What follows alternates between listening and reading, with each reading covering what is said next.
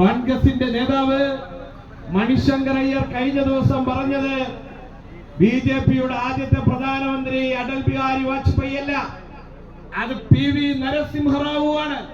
കോൺഗ്രസിന്റെ നേതാവായിരുന്ന നരസിംഹറാവു ആണ് ബിജെപിയുടെ ആദ്യത്തെ പ്രധാനമന്ത്രി എന്നാണ് മണിശങ്കർ അയ്യർ വിശേഷിപ്പിച്ചത്.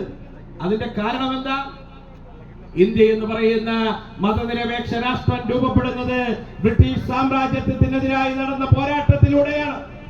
വിവിധ നാട്ടുരാജ്യങ്ങളായി ചിതറിക്കിടന്നിരുന്ന ബ്രിട്ടീഷ് ആധിപത്യത്തിൽ നിന്ന് മോചനം നേടുന്നതിന് വേണ്ടി ഇന്ത്യയിലെ എല്ലാ മതനിരപേക്ഷ വിശ്വാസികളും ദേശീയവാദികളും എല്ലാം ചേർന്ന് നടത്തിയ സമരത്തിലൂടെയാണ് ഇന്ത്യ എന്ന് പറയുന്ന ആധുനിക രാഷ്ട്രം രൂപപ്പെടുന്നത്.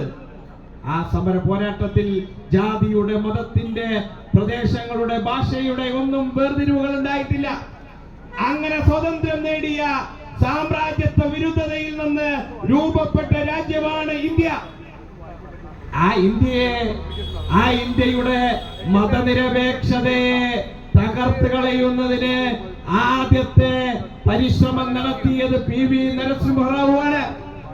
RSSകാർ ഇന്ത്യയുടെ മതനിരപേക്ഷതയെ തകർക്കാൻ, ഇന്ത്യയെ ഒരു വർഗീയ കലാപഭൂമിയാക്കി മാറ്റാൻ, ഇന്ത്യയിലെ ഹിന്ദുക്കളെയും മുസ്ലിങ്ങളെയും വേർതിരിക്കാൻ RSS നടത്തിയ പരിശ്രമം 1992 ബാബറി പള്ളിയുടെ മിനാരങ്ങൾ തകർക്കുമ്പോൾ ഇന്ത്യയുടെ മതനിരപേക്ഷതയ്ക്ക് മേലാണ് RSS ആക്രമണം നടത്തിയത്.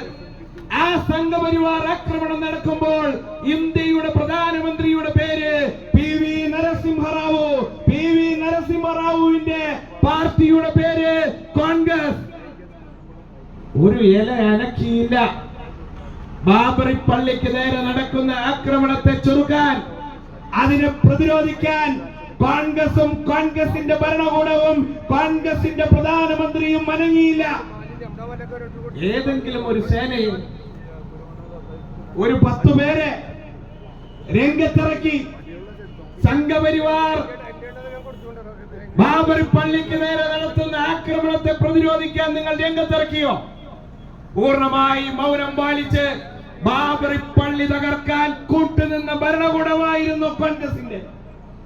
അവിടെ നിന്നാണ് 2 MP മാരുണ്ടായിരുന്ന BJP രാജ്യത്ത് വർഗീയ ധ്രുവീകരണം, മതധ്രുവീകരണം സൃഷ്ടിച്ച് പടിപടിയായി ഇന്ത്യയുടെ അധികാരത്തിലേക്ക് കയറി വരുന്ന നിലയുണ്ടായത്. ഏതെങ്കിലും ഘട്ടത്തിൽ ബാബറി പള്ളിയുടെ കാര്യത്തിൽ മാത്രമല്ല, ഇന്ത്യയുടെ മതനിരപേക്ഷതയ്ക്ക് നേരെ RSS വെല്ലുവിളി ഉയർത്തുന്ന ഏതെങ്കിലും ഒരു ഘട്ടത്തിൽ അതിന് പ്രതിരോധം തീർക്കാൻ രംഗത്ത് വരുന്ന കോൺഗ്രസിനെ നമ്മൾ കണ്ടിട്ടുണ്ടോ?